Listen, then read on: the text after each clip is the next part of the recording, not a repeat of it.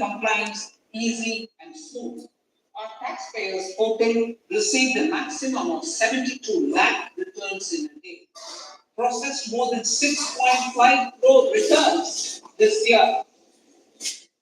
Average processing period reduced from 93 days in financial year 13-14 to 16 days only now. And 45% of the returns were processed within 24 hours.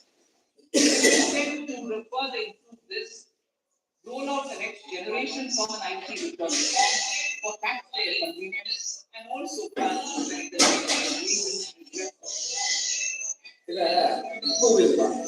record.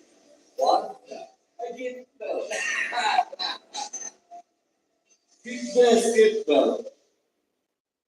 Now I come to what everyone is waiting for. Personal income tax. I have 5 major announcements to make in this regard. These primarily benefit our hard-working middle class. The first one concerns rebate. Currently, those with income up to 5 lakh do not pay any tax, do not pay any income tax in both old and new regimes. I propose to increase the rebate limit to 7 lakhs in the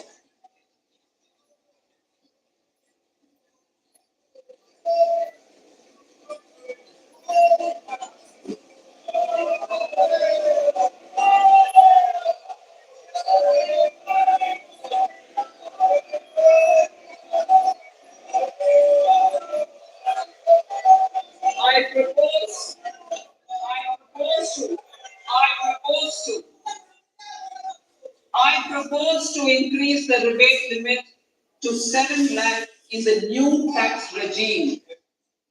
Thus, persons in the new tax regime with income up to 7 lakhs will not have to pay any tax at all.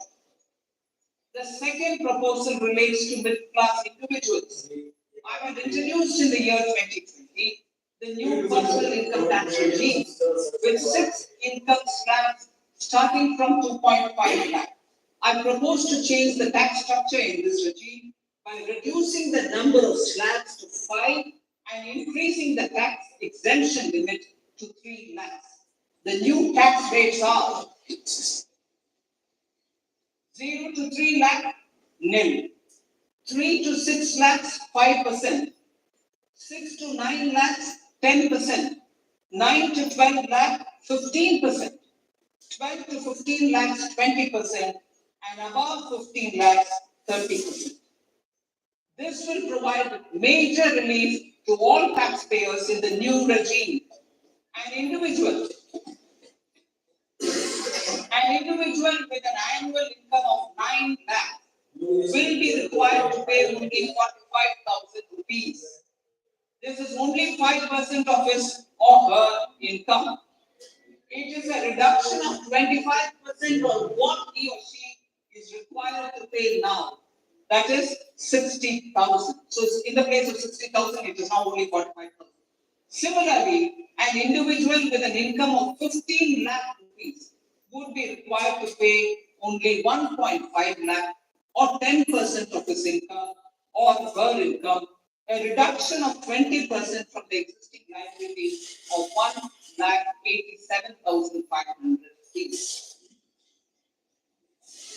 My third proposal is for the salaried class and the pensions, including family pensions, for whom I propose to extend the benefit of standard deduction to the new tax regime.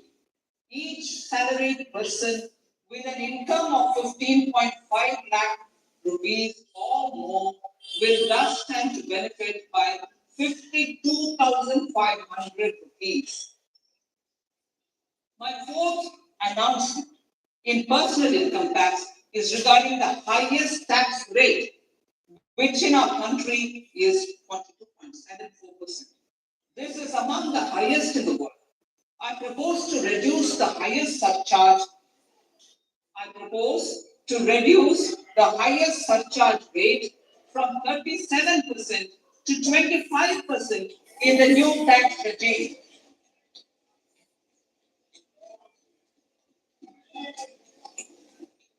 This would result in reduction of the maximum rate. This would result in the reduction of the maximum tax rate to 39%. Lastly, the limit of 3 lakh rupees for tax exemption on leave encashment on retirement of non-government salaried employees was last fixed in the year 2002, when the highest basic pay in the government was only 30,000 rupees per month. In line with the increase in the government salaries, I am proposing to increase this limit to 25 lakh rupees.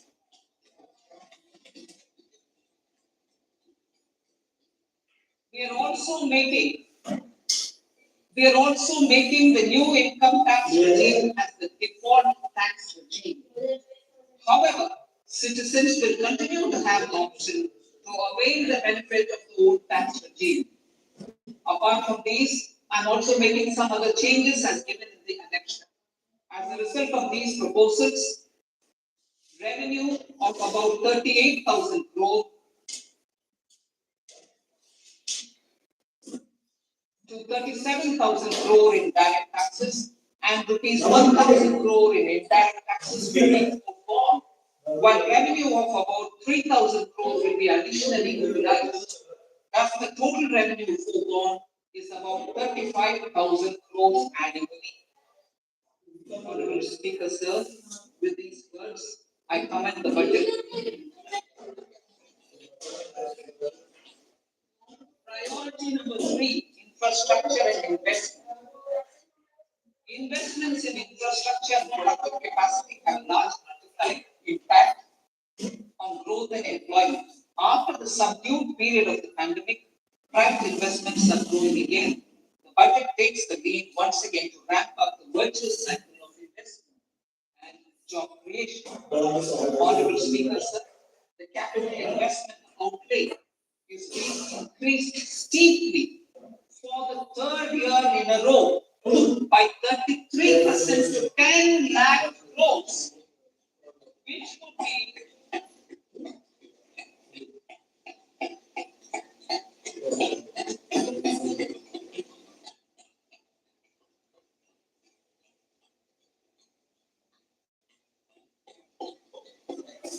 which would be 3.3% of GDP.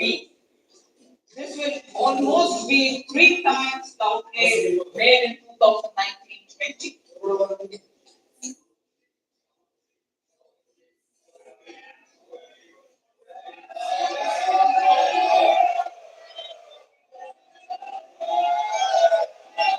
This substantial increase in recent years is central to the government's efforts to enhance growth potential and job creation, crowd in private investments, and provide a cushion against global headwinds.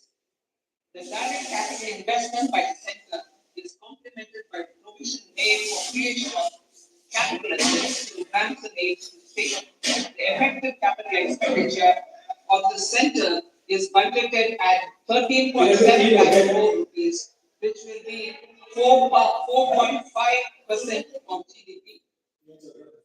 Support to state missions. During the COVID-19 pandemic, we ensured that no one goes to bed hungry with a scheme to supply free food grains to over 80 crore persons for 28 months. Continuing our commitment to ensure food and nutritional security, we are implementing from 1st January 2023 a scheme to supply free food grain to all Antyodaya and priority households for the next 1 year under PM Garib Kalyan Anna Yojana. The entire expenditure of about 2 lakh crore will be borne by the central government. In these times of global challenges, the G20 presidency give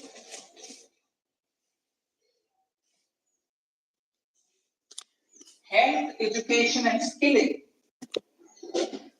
157 new nursing colleges will be established in 4 locations.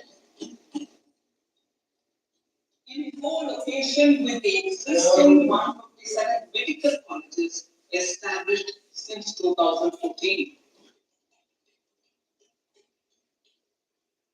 A mission to eliminate sickle cell anemia by 2047 will be launched. It will entail awareness creation, universal screening of 7 crore people in the age group of 0 to 40 years in affected tribal areas and counseling through collaborative efforts of central ministries and state governments.